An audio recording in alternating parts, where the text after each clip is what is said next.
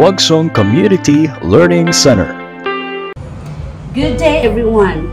I'm glad to introduce myself as one of ALS advocates in the District of Cordova, Province of Cebu.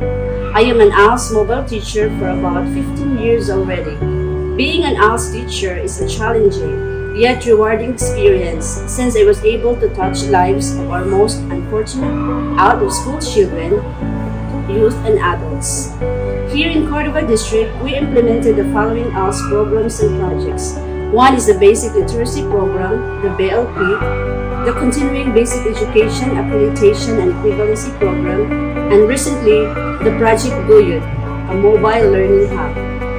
Guyud means Getting Unified Youth Outdoor Development. Furthermore, we strive harder to achieve lifelong learners through alternative learning system, with the collaboration of our internal and external stakeholders. With the support and involvement of people who cares for our target learners, the least, the last, and the lost, we can surely go a long way. Hashtag all in lahat sa ALS.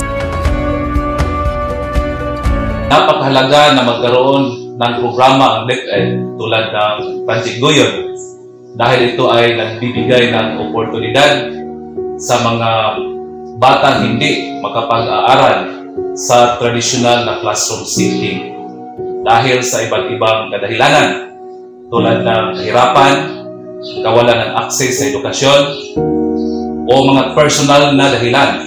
Nagawa itong isang imposible na tulong para sa mga kabataan na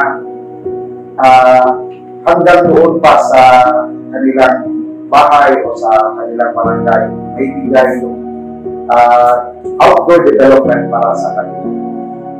And in regards to sa ganito na budget, kami naman sa munisipyo bilang leader o nagdala sa munisipyo, binigay namin yung lahat na makakaya namin na maitulong.